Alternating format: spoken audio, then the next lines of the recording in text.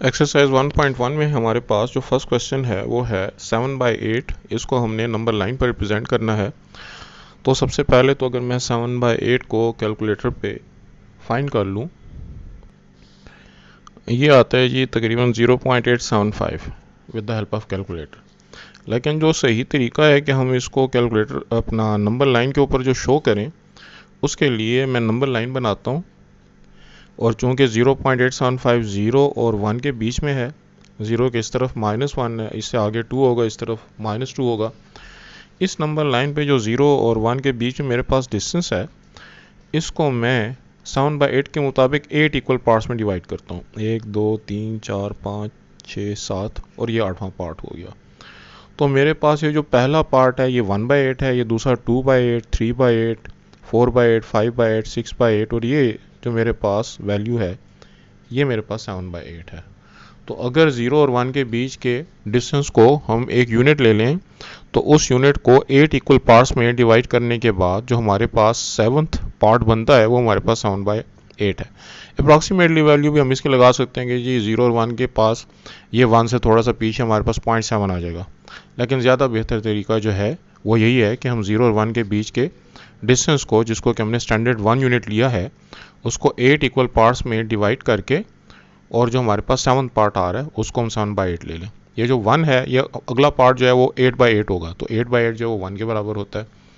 तो इस तरीके से हम 7/8 को नंबर लाइन के ऊपर लोकेट कर सकते हैं। इसके बाद है जी -1/3। -1/3 को भी अगर मैं कैलकुलेटर पे कैलकुलेट करूं, तो मेरे पास आता है अप्रॉक्सीमेटली 0.33। इसका मतलब ये हुआ कि ये हमारे पास 0 और -1 के बीच में कहीं पे आता है। तो 0 -1 इस तरफ +1 हो गया। 0 और -1 के बीच के जो फासला है उसको मैं 3 इक्वल पार्ट्स में अगर डिवाइड करूँ, तो मेरे पास 2 पॉइंट ऑफ सब डिवीजन होने चाहिए। ये जो पहला हिस्सा है ये बना जी -1/3, यानी कि जब मैं 0 से -1 की तरफ मूव करता हूँ तो ये जो पहला पॉइंट ऑफ डिवीजन है -1/3, अगला पॉइंट ऑफ डिवीजन -2/3, उससे अगला -3/3, लेकिन -3/3 फिर -1 आ जाएगा। तो इस तरीके से हम -1/3 को नंबर लाइन पर लोकेट कर सकते हैं। 4 होल 1/2 को अगर मैं पहले डेसिमल में कन्वर्ट करूं, तो ये अप्रॉक्सीमेटली 4.5 के बराबर आता है। इसको अगर मैं नंबर लाइन पर शो करना चाहता हूं, तो 3 के बाद आता है जी 4 और 4 के बाद आएगा 5 और 5 के आगे 6, लेकिन ये 4 और 5 के बीच में है, चूंकि ये हमने पहले तय कर लिया। तो 4 और 5 के बीच में जो हमारे पास डिस्टेंस है उसको मैं अगर 2 इक्वल पार्ट्स में डिवाइड करूं, तो मेरे पास ये पॉइंट ऑफ डिवीजन हो गया। अब ये जो हमारे पास 4 और 5 के बीच में जो पॉइंट है ये 4 होल 1/2 के बराबर, यानी कि हमने इसको 2 इक्वल पार्ट्स में डिवाइड किया 4 और 5 के बीच के डिस्टेंस को। और ये वाला जो है इससे इस तरफ हाफ हिस्सा इस तरफ और हाफ जो है वो इस साइड पे। तो ये वाला जो पॉइंट है 4 और 5 के बीच में, ये 4 होल 1/2 के बराबर हो गया, या हम इसको डायरेक्टली 4.5 भी कह सकते हैं।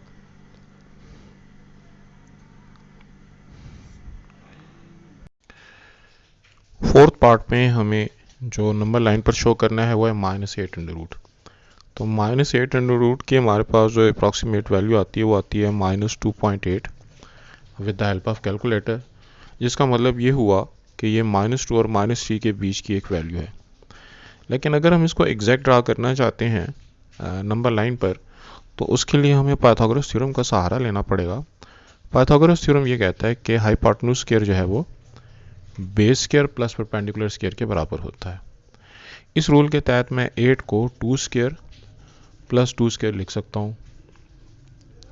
अब अंडर रूट 8 जो है वो मेरे पास 2 स्क्वायर प्लस 2 स्क्वायर, और इसके ऊपर मैं अगर अंडर रूट पुट कर दूँ तो ये इसके इक्वल आता है। जैसे कि हमारे पास आर स्क्वायर अगर x square plus y square के बराबर है पाइथागोरस थ्योरम के हिसाब से, तो आर स्क्वायर का under root x square plus y square under root के बराबर हुआ। अब जब मैं इसको नंबर लाइन पे शो करता हूँ, तो मुझे नंबर लाइन ज़रा अच्छी सी बनानी है, क्योंकि उस पर मैं ये अंडर रूट को लोकेट करने की खातिर वैल्यूज़ का ख्याल करता हूँ।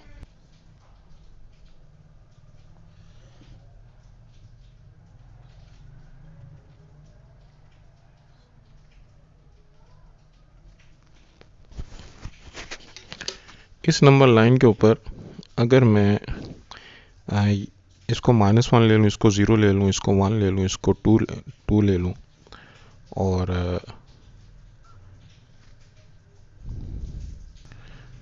लेकिन वो तो सूरत में अगर +√8 होता, तो चूँकि -√8 है तो फिर मैं यहाँ पे ले लेता हूँ 0। ये मेरे पास हो गया जी -1, ये -2 और ये -3, -4। अब 0 से लेके 2 तक का जो डिस्टेंस है वो मेरे पास हो गया 2 यूनिट्स।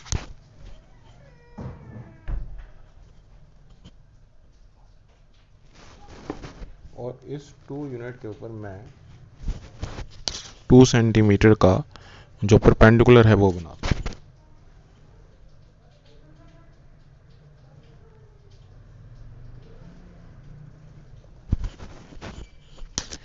अब ये जो मेरे पास बेस है, यहाँ पे मेरे पास राइट एंगल बन रहा है, 2 यूनिट्स इस तरफ, 2 यूनिट्स इस तरफ। और अब जो मेरे पास इस राइट एंगल ट्राइंगल का हाइपोटेन्यूज है,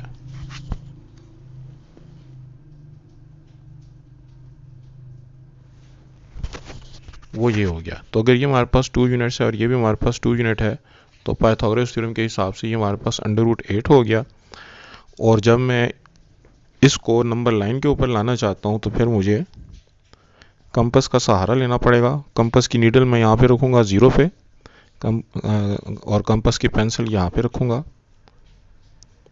और अगर ये आर्क ड्रा करूँ तो हम देख सकते हैं कि ये -3 से थोड़ा सा पीछे इसको मिल रहा है, यानी कि -2.8 पर।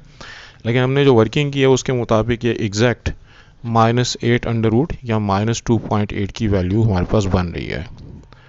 तो इसके लिए जो हमारे पास जो पुरानी बुक थी उसके अंदर ये वाला सवाल था, उसका मेथड है कि हम बेस लेते हैं 2 यूनिट्स का, परपेंडिकुलर भी लेते हैं 2 यूनिट्स का, लेकिन 0 के इस तरफ। अगर ये +√8 होता तो फिर हम ये +1 और +2 0 की इस तरफ लेते, जो कि हमारे पास नेक्स्ट क्वेश्चन है। तो कंपास की जो हमने नीडल है वो 0 पे रखनी है, कंपास का जो पेंसिल है वो यहाँ पे रखना है, और आर्क जब हम ड्रा करेंगे तो -3 से थोड़ा सा पीछे राउंड अबाउट -2.8 पर जो है वो हमारी नंबर लाइन को मीट करेगा। इसी क्वेश्चन का हमारे पास जो अगला हिस्सा है +√8, वो +2.8 हो गया। इस दफ़ा ये नंबर लाइन पर 0 के इस तरफ बनेगा। तो मैं एक दफ़ा फिर नंबर लाइन बनाता हूँ। बाकी वर्किंग उस तरह से है कि 8 को हम 2 का स्क्वायर और 2 का स्क्वायर लिख सकते हैं, और इसके हिसाब से √8 जो है वो हमारे पास 2 स्क्वायर + 2 स्क्वायर, यानी कि बेस भी हमने 2 यूनिट्स लेना है, परपेंडिकुलर भी हमने 2 यूनिट्स लेना है। लेकिन ये बेस और परपेंडिकुलर हमने कहाँ पे लेना है वो मैं आपको नंबर लाइन से समझा देता हूँ।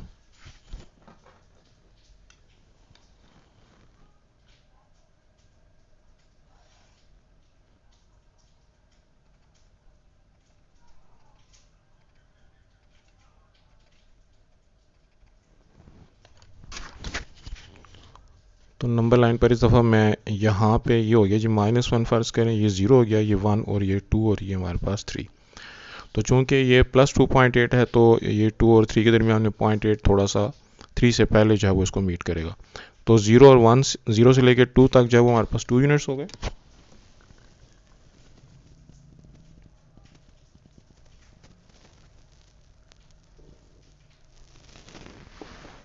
और 2 के ऊपर जो है वो हम परपेंडिकुलर गिराते हैं 2 यूनिट्स का।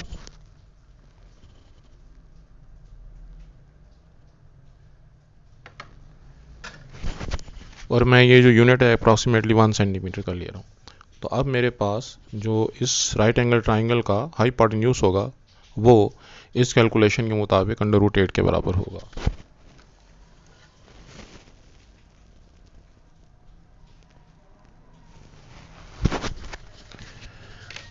अब पिछले क्वेश्चन की तरह मैं जो कंपास की नीडल है वो 0 पे रख रहा हूँ, कंपास का जो पेन है पेंसिल है वो यहाँ पे रख रहा हूँ, और इसके मुताबिक जो आर्क ड्रा करता हूँ तो वो 3 से कुछ पीछे जो है राउंड अबाउट 2.8 पे जो है वो मीट कर रहा है।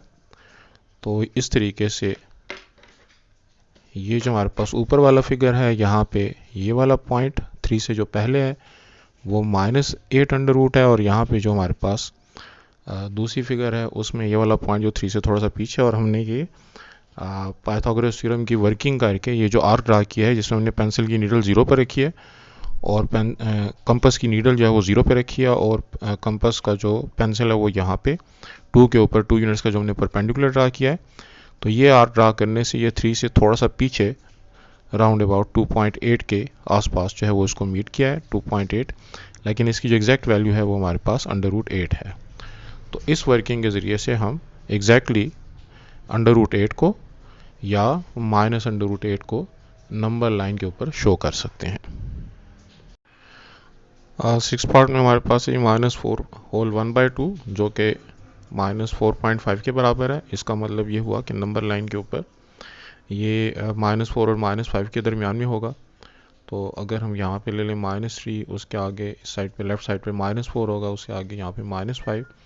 अब -4 और -5 के बीच के हिस्से को हम अप्रॉक्सीमेटली 2 इक्वल पार्ट्स में डिवाइड करते हैं, तो ये एक पॉइंट ऑफ डिवीजन हो गया, और ये इसकी जो वैल्यू होगी वो -4 होल 1/2 के बराबर होगी, यानी कि इस साइड पे आधा हिस्सा, इस साइड पे आधा हिस्सा। तो -4 और -5 के बीच के हिस्से को हमने 2 इक्वल पार्ट्स में डिवाइड करके -4 होल 1/2 को मार्क कर दिया। 7 पार्ट में 1/3 अप्रॉक्सीमेटली 0.33 के बराबर है, यानी कि 0 और 1 के बीच में हो गया। तो मैं 0 और 1, आगे हम 2 को भी मेंशन कर लेते हैं। 0 और 1 के बीच के हिस्से को अगर 3 इक्वल पार्ट्स में डिवाइड करना चाहता हूँ तो 2 मेरे पास पॉइंट ऑफ डिवीजन हो गए। 0 के बाद ये पहला हिस्सा 1/3, दूसरा 2/3, उससे अगला 3/3 जो कि 1 के बराबर है। तो हमने 1/3 जो है वो इसमें मेंशन कर दिया। 7 पार्ट में है हमारे पास -7/8। -7/8 कैलकुलेटर के ज़रिए से अगर हम फाइंड करें तो वो आता है -0.875। तो ये इसका मतलब ये हुआ कि ये 0 और -1 के बीच में लाई कर रहा है। तो मैं 0 यहाँ पे, -1 इस तरफ, +1 को भी मेंशन कर देते हैं। 0 और 1 के बीच को मैं 8 इक्वल पार्ट्स में डिवाइड कर देता हूँ, 1 2 3 4 5 6 7। और यहाँ पे हमारे पास जो पहला हिस्सा होगा ये -1/8, -2/8, -3/8, -4/8, -5/8, -6/8, और ये जो हमारे पास वैल्यू है ये -7/8 हो गई। उससे अगली जो वैल्यू है वो -8/8 जो कि -1 के बराबर हो गई। क्वेश्चन नंबर 2 में कहते हैं identify the property which justifies. तो यहाँ पे हमारे पास ब्रैकेट के बाहर मल्टीप्लिकेशन है, अंदर सब्ट्रैक्शन है। जब ब्रैकेट के बाहर और अंदर का ऑपरेटर डिफरेंट हो तो वो डिस्ट्रीब्यूटिव प्रॉपर्टी होती है। तो डिस्ट्रीब्यूटिव प्रॉपर्टी ऑफ मल्टीप्लिकेशन, और अंदर चूंकि सब्ट्रैक्शन चल रही है तो हम कह सकते हैं distributive property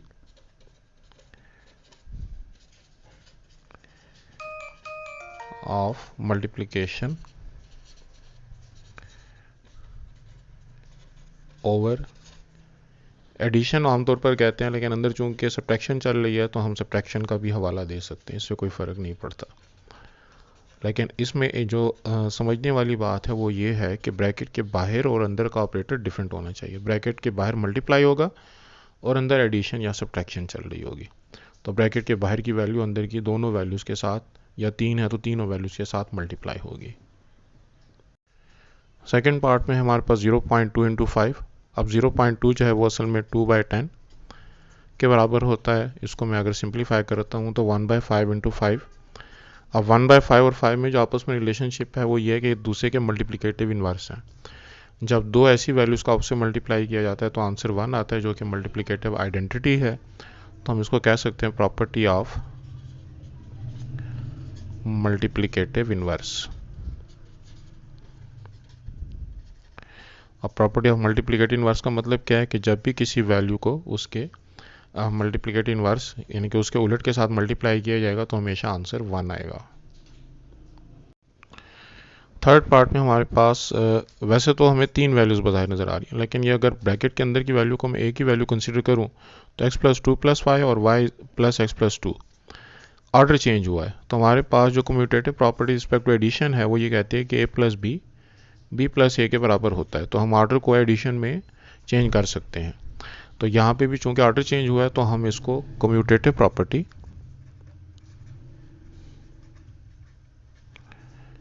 with respect to addition कहेंगे।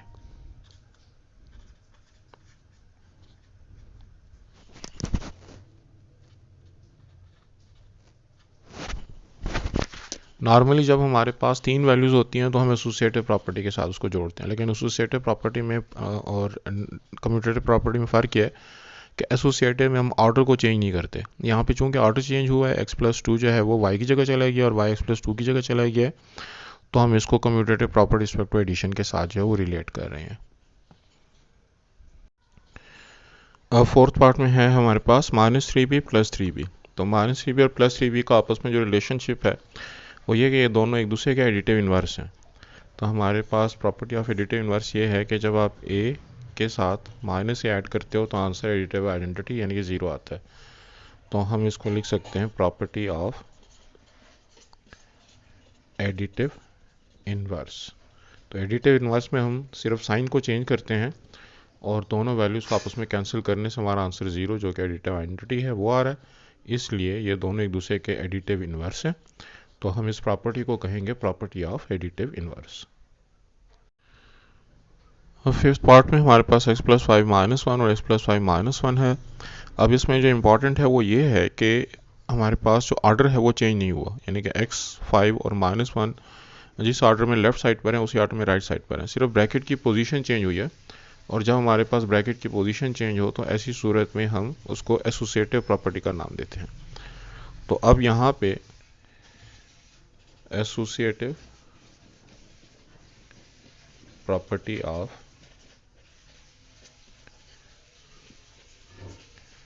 एडिशन कह सकते हैं। और एडिशन के साथ चूंकि यहाँ पे माइनस का भी सब्ट्रैक्शन भी इस्तेमाल हुई है, तो सब्ट्रैक्शन भी एडिशन का ही एक फॉर्म है साइन चेंज कर देने से। तो एडिशन के साथ हम सब्ट्रैक्शन का भी हवाला दे सकते हैं कि एसोसिएटिव प्रॉपर्टी ऑफ एडिशन और सब्ट्रैक्शन।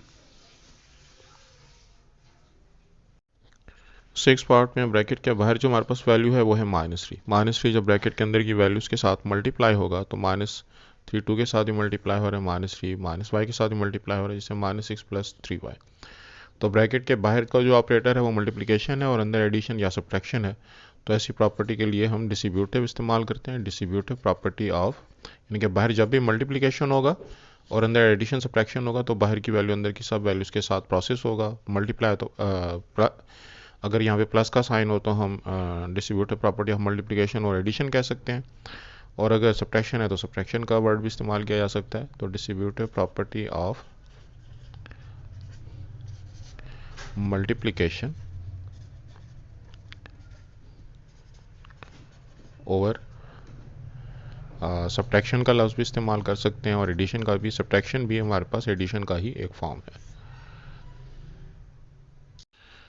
क्वेश्चन नंबर 3 में है हमारे पास represent on the number line. Number line में हमें ये जो रेंज हमको गिवन है, क्योंकि इनइक्वालिटी इस्तेमाल हुई है, तो सबसे पहले तो हमने नंबर लाइन के ऊपर 0 को जो है 0 को लेबल करेंगे। 0 के साथ हमारे पास इस साइड पर +1 आ गया, दूसरी साइड पर -1 आ गया। अब चूंकि x है वो <0 है, लिहाजा x 0 से लेफ़्ट साइड की तरफ जितने भी नंबर्स हैं रियल वो सारे के सारे हमारे आंसर का हिस्सा है।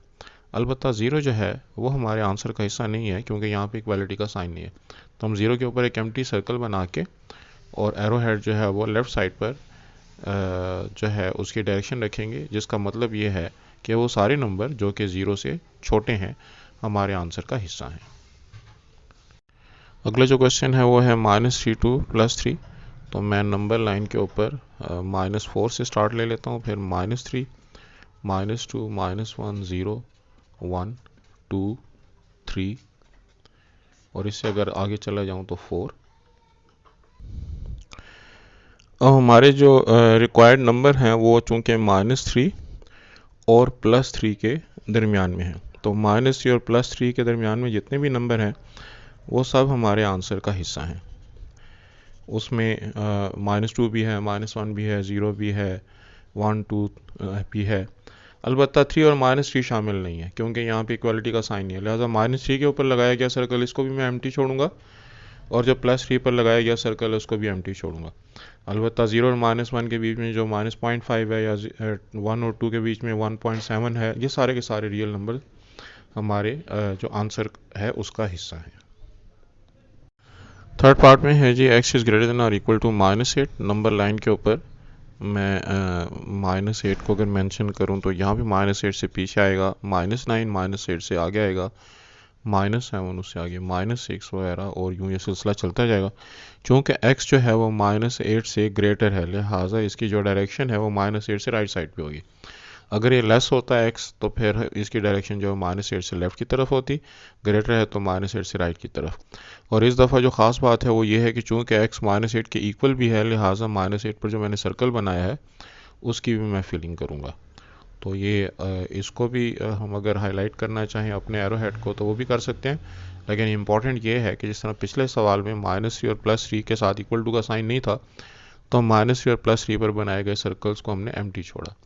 अलबत्ता -8 से जब हम x को ग्रेटर ले रहे हैं तो -8 पर बनाए गए सर्कल को हम फिल करेंगे ताकि पता चले कि x -8 के बराबर भी है, और राइट साइड पर चूँकि हमने एरो हेड बनाया है तो x -8 से ग्रेटर भी है। और फोर्थ पार्ट में है x इज़ ग्रेटर देन 0। तो सबसे पहले तो मैं नंबर लाइन के ऊपर 0 को जो है वो लेबल करता हूँ, और 0 के राइट साइड पर 1 होगा, 2 होगा, 0 के लेफ़्ट साइड पर -1 होगा, -2 होगा। चूँकि x 0 से ग्रेटर है, लिहाजा इसकी डायरेक्शन जो है वो 0 से राइट साइड पर होगी। अगर x 0 से लेस होता तो इसकी डायरेक्शन 0 से लेफ़्ट साइड पर होती, और चूँकि यहाँ पे इक्वालिटी साइन नहीं है, लिहाजा हम 0 पर बनाए गए जो सर्कल है उसको फिल नहीं करेंगे, इसको इसी तरह से एम्प्टी ही छोड़ेंगे। तो सारे वो नंबर जो कि 0 से राइट साइड पर हैं और 0 जो है वो इंक्लूड नहीं है, एक्सक्लूडेड है। फिफ्थ पार्ट में x इज़ लेस देन -3। सबसे पहले हम नंबर लाइन पर -3 को लेबल कर लेते हैं, -3। -3 से जो लेफ़्ट पर होगा वो हो गया -4, -3 से राइट पर -2 वगैरह। अब चूँकि x -3 से स्मॉलर है तो -3 से स्मॉलर -4 -5 वगैरह बनता है, तो हम इस डायरेक्शन में आएंगे। अगर x -3 से ग्रेटर होता तो फिर हमारी डायरेक्शन जो है वो राइट साइड पर होती। तो ये जो है वो इस केस में हमारा आंसर हो गया। हमारे पास जो नेक्स्ट क्वेश्चन है इसमें -4 is less then x and x is less then और इक्वल टू 4। तो मैं यहाँ पे अगर -4 को मेंशन कर दूँ, उससे पीछे मेरे पास -5 आएगा, फिर -3 हो गया, -2, -1, 0, 1, 2, 3 और 4, और 4 के आगे 5 आ गया, तो -4 और यहाँ पे +4। अब +4 का जो सर्कल है इसको मैं शेडेड कर दूंगा क्योंकि +4 हमारे आंसर का हिस्सा है, और -4 वाले सर्कल को मैं शेड नहीं करूँगा क्योंकि वो हमारे आंसर का हिस्सा नहीं है। और चूँकि x -4 और +4 के बीच में है, लिहाजा इनके बीच में हमारे पास जितना भी एरिया है वो हमारे आंसर का हिस्सा होगा। अगर हम उसको इस तरह से शेड कर दें तब भी ठीक है, सिर्फ लाइन बना दें, दोनों बातें ठीक है। लेकिन अहम ये है कि -4 पर बनने वाला सर्कल जो है इसको एम्प्टी छोड़ा जाएगा और +4 पर बनने वाले सर्कल को शेड किया जाएगा। क्वेश्चन नंबर 4 में है कि आइडेंटिफाई द प्रॉपर्टी। इसमें हमारे पास जो फर्स्ट क्वेश्चन है 9x = 9x, तो ये हमारे पास रिफ्लेक्सिव प्रॉपर्टी है, हर चीज़ अपने आप का रिफ्लेक्शन होती है, और इन प्रॉपर्टीज़ का जिक्र जो है बुक में मौजूद है, हम उनको जो है वो रीड कर सकते हैं। a = a, हर चीज़ जो है वो अपने इक्वल होती है। यहाँ पे अगली जो हमारे पास वैल्यू जो क्वेश्चन है x + 2 = y, y = 2x - 3, then x + 2 = 2x - 3। तो ये हमारे पास जो a = b and b = c, तो a = c ट्रांजिटिव प्रॉपर्टी का यहाँ पे जिक्र हो रहा है कि अगर एक वैल्यू दूसरी के बराबर है और दूसरी वैल्यू तीसरी के बराबर है तो पहली और तीसरी वैल्यू आपस में बराबर होगी। इस तरह थर्ड पार्ट में 2x + 3 = y, then y = 2x + 3, तो ये हमारे पास जो है सिमेट्रिक प्रॉपर्टी हो गई कि अगर a b के बराबर है तो b a के बराबर होगा, लिहाजा उस प्रॉपर्टी के तहत इसको जो है हम सिमेट्रिक का नाम देंगे, सिमेट्रिक प्रॉपर्टी। फोर्थ पार्ट में if 3 is less than 4 then -3 is greater than -4, ये दोनों साइड पे -1 से मल्टीप्लाई किया गया है, और जब हम -1 से मल्टीप्लाई करेंगे तो साइन ऑफ इनइक्वालिटी की डायरेक्शन भी चेंज होगी। तो हम इसको कहेंगे मल्टीप्लिकेटिव प्रॉपर्टी इन इनइक्वालिटी। तो जो है वो इसको उस हिसाब से मल्टीप्लिकेटिव प्रॉपर्टी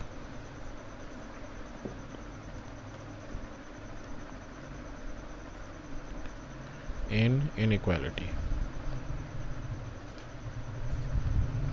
जगह की कमी की वजह से ज़रा उसको मैंने तक नहीं लिखा है। फिफ्थ पार्ट में है 2y plus 2w is equal to p and p is equal to 50 then 2y plus 2w is equal to 50। तो वही a is equal to b and b is equal to c, तो a is equal to c transitive property.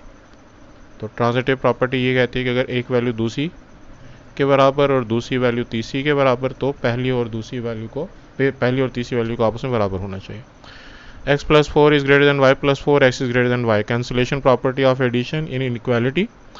क्योंकि 4 जो है वो दोनों side पर plus हो रहा था, तो अब जो है वो नहीं है, तो हम इसको कैंसिलेशन प्रॉपर्टी ऑफ एडिशन।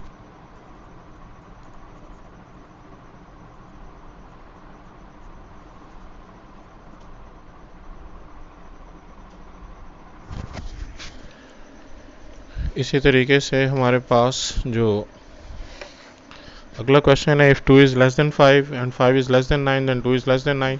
तो ये ट्रांजिटिव प्रॉपर्टी इन इनइक्वालिटी।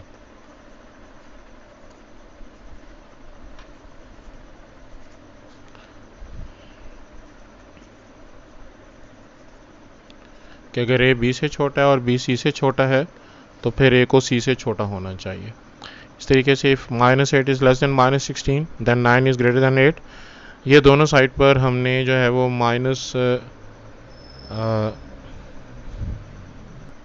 अच्छा, क्वेश्चन में गलती है, -18 इज़ लेस देन -16। तो दोनों साइड को -2 पर डिवाइड किया ये है, जिसकी वजह से आंसर आया 9 इज़ ग्रेटर देन 8। एक इनइक्वालिटी के दोनों साइड को किसी भी नंबर से मल्टीप्लाई डिवाइड किया जा सकता है। डिवीजन भी चूँकि मल्टीप्लिकेशन का ही एक फॉर्म है, तो हम इसको मल्टीप्लिकेटिव प्रॉपर्टी कहेंगे और इन इनइक्वालिटी। लेकिन चूँकि हमने नेगेटिव वैल्यू के साथ मल्टीप्लाई किया है विच इज़ -1/2, तो -1/2 से मल्टीप्लाई करने से हमारा ये रिज़ल्ट आया, और साइन ऑफ इनइक्वालिटी की जो डायरेक्शन है अब वो भी नेगेटिव नंबर से मल्टीप्लाई करने की सूरत में चेंज हो जाती है।